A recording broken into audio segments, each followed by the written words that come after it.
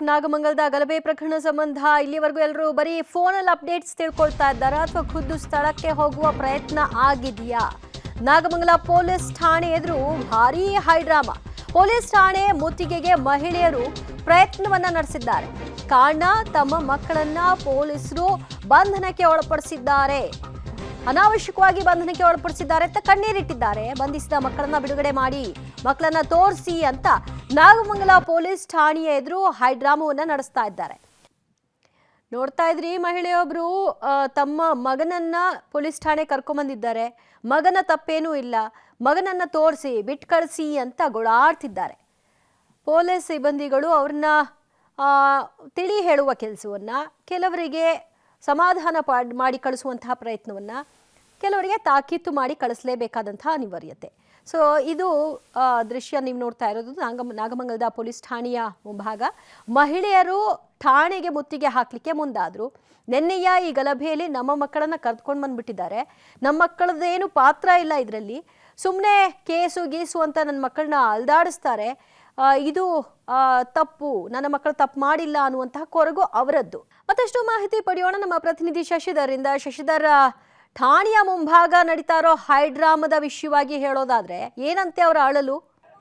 ದಿವ್ಯಜ್ಯೋತಿ, ನಾಗಮಂಗಲದಲ್ಲಿ ಗಣೇಶ ವಿಸರ್ಜನೆ ವೇಳೆ ಕೋಮು ಗಲಭೆ ಸಂಭವಿಸಿತು. ಈ ಪ್ರಕರಣಕ್ಕೆ ಸಂಬಂಧಪಟ್ಟಂತೆ ಸುಮಾರು 40ಕ್ಕೂ ಹೆಚ್ಚು ಮಂದಿಯನ್ನು ಪೊಲೀಸರು ಬಂಧಿಸಿದರು. ಇದರಲ್ಲಿ 2 ಕೋಮಿನವರು ಇರೋದ್ರಿಂದ ಅವರ ಪೋಷಕರು ಈಗ ಪೊಲೀಸ್ ಠಾಣೆಗೆ ಆಗಮಿಸಿರ್ತಕ್ಕಂಥದ್ದು. ಅದರಲ್ಲೂ ಒಂದು ಕೋಮಿನ ಪೋಷಕರು ಏನು ಬಂದಿದ್ರು, ಅವರು ನಮ್ಮ ಮಕ್ಕಳನ್ನ ತೋರಿಸ್ಬೇಕು ಅಂತೇಳಿ ಒತ್ತಾಯವನ್ನು ಮಾಡ್ತಿರ್ತಕ್ಕಂಥದ್ದು. ತಮ್ಮ ಮಕ್ಕಳನ್ನು ತೋರಿಸಿ ನಾವು ಇಲ್ಲಿಂದ ಹೊರಡ್ತೀವಿ, ನೀವು ಸುಖಾಸುಮ್ಮನೆ ಅವರು ಘಟನೆಯಲ್ಲಿ ಭಾಗಿಯಾಗದಿರು ಸಹ ಬಂಧನ ಮಾಡಿ ಕರೆದುಕೊಂಡು ಬಂದಿದ್ರು, ಹಾಗಾಗಿ ನಮ್ಮ ಮಕ್ಕಳನ್ನು ತೋರಿಸುವವರೆಗೂ ನಾವು ಇಲ್ಲಿಂದ ಕದಲಲ್ಲ ಅಂತ ಹೇಳಿ ಧರಣಿ ಕುಳಿತಿರ್ತಕ್ಕಂಥದ್ದು. ಅಲ್ಲದೆ ಪೊಲೀಸರ ವಿರುದ್ಧ ಅವರು ಆಕ್ರೋಶವನ್ನು ಹೊರಹಾಕಿರ್ತಕ್ಕಂಥದ್ದು. ಮಧ್ಯರಾತ್ರಿ ಮನೆಗೆ ನುಗ್ಗಿ ಮನೆಯ ಬಾಗಿಲನ್ನು ಒಡೆದು ಅವರು ಕರೆದುಕೊಂಡು ಬಂದಿದ್ದಾರೆ. ಹಾಗಾಗಿ ಈ ಘಟನೆಗೂ ನಮ್ಮ ಮಕ್ಕಳಿಗೆ ಯಾವುದೇ ಸಂಬಂಧವಿಲ್ಲ, ನಮ್ಮ ಮಕ್ಕಳನ್ನ ನಮಗೆ ತೋರಿಸಿ ಆನಂತರವೇ ನಾವು ಇಲ್ಲಿಂದ ಹೋಗ್ತೀವಿ ಅಂತ ಹೇಳಿ ಈಗ ಪೊಲೀಸ್ ಠಾಣೆ ಎದುರುಗಡೆತಕ್ಕಂತಹ ರಸ್ತೆಯಲ್ಲಿ ಪ್ರತಿಭಟನೆಯನ್ನ ಕುಳಿತಿದ್ದಾರೆ. ಇವನ್ನ ನಿಯಂತ್ರಣ ಮಾಡಲಿಕ್ಕೆ ಪೊಲೀಸರು ಸಾಹಸವನ್ನ ಪಡ್ತಾ ಇದ್ದಾರೆ. ನಮ್ಮ ಮಕ್ಕಳಿಗೆ ಏನು ವಿನಾಕಾರಣ ಕಿರುಕುಳವನ್ನು ನೀಡ್ತಾ ಇದ್ದಾರೆ, ವಿನಾಕಾರಣ ಕೇಸನ್ನು ಹಾಕ್ತಾ ಇದ್ದಾರೆ ಅಂತ ಹೇಳಿ ಆಕ್ರೋಶವನ್ನು ಹೊರಹಾಕ್ತಾ ಈಗ ನಮ್ಮ ಇಲ್ಲಿ ಕುಳಿತಿರ್ತಕ್ಕಂತಹ ಮಹಿಳೆಯರಿದ್ರು ಅಂತ ಹೇಳಿ ನಿಮ್ಮ ಮಗನ ಯಾವ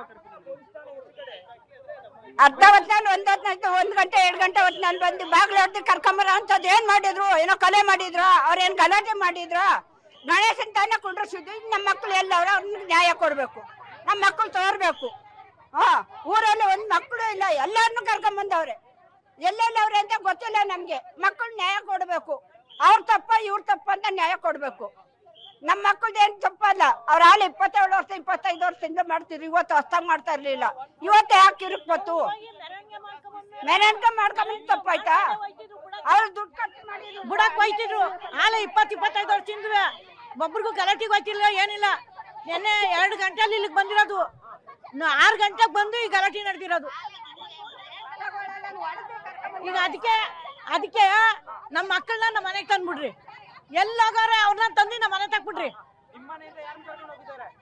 ಇದು ಇಲ್ಲಿ ಧರಣಿ ಕೊಡಿರ್ತಕ್ಕಂತಹ ಮಹಿಳೆಯರು ಹೇಳ್ತಾ ಇರ್ತಕ್ಕಂಥ ಮಾತುಗಳು. ನಮ್ಮ ಮಕ್ಕಳಿಗೂ ಈ ಘಟನೆಗೂ ಯಾವುದೇ ಸಂಬಂಧವಿಲ್ಲ, ಆದ್ರೂ ಸಹ ಪೊಲೀಸರು ವಿನಾಕಾರಣವಾಗಿ ಅವ್ರನ್ನ ಕರ್ಕೊಂಡ್ಬಂದು ಅವ್ರಿಗೆ ಕಿರುಕುಳವನ್ನ ನೀಡ್ತಾ ಇದ್ದಾರೆ. ಹಾಗಾಗಿ ಮೊದಲು ನಮ್ಮ ಮಕ್ಕಳನ್ನು ತೋರಿಸಿ, ಆ ನಂತರ ಈ ಘಟನೆಯಲ್ಲಿ ಯಾರು ಭಾಗಿದ್ದಾರೆ ಅವ್ರಿಗೆ ಶಿಕ್ಷೆಯನ್ನ ನೀಡಿ ಅಂತೇಳಿ ಒತ್ತಾಯವನ್ನು ನಡೆಸಿ ಈಗ ಧರಣಿಯನ್ನ ಕುಳಿತಿರ್ತಕ್ಕಂಥದ್ದು. ಸ್ಥಳದಲ್ಲಿ ಒಂದು ರೀತಿ ಬಿಗುವಿನ ವಾತಾವರಣ ನಿರ್ಮಾಣ ಇದೆ. ಹೆಚ್ಚಿನ ಸಂಖ್ಯೆಯಲ್ಲಿ ಈಗ ಪೊಲೀಸರನ್ನ ನಿಯೋಜನೆ ಮಾಡಿರ್ತಕ್ಕಂಥದ್ದು. ದಿವ್ಯಜ್ಯೋತಿ, ಥ್ಯಾಂಕ್ ಯು ಶಶಿಧರ್, ನಿಮ್ಮೆಲ್ಲ ಮಾಹಿತಿಗೆ. ಸದ್ಯ ನಾಗಮಂಗಲದ ಠಾಣೆ ಮುಂಭಾಗ ಮಹಿಳೆಯರು ಜಮಾವಣೆಗೊಂಡಿದ್ದಾರೆ. ನಮ್ಮ ಮಕ್ಕಳನ್ನ ವಾಪಸ್ ಕಳಿಸಿ, ಮನೆಗೆ ಬಂದು ಬಾಗಿಲು ಬಡಿದು ಕರ್ಕೊಂಡು ಹೋಗುವಂತ ಅವಶ್ಯಕತೆ ಏನಿತ್ತು ಅನ್ನೋದು ಅವರ ಪ್ರಶ್ನೆ. ಈಗಲ್ಲ, 20-25 ವರ್ಷದಿಂದಲೂ ಕೂಡ ಗಣೇಶ ಉತ್ಸವವನ್ನ ಮಾಡ್ತಾ ಇದ್ದಾರೆ.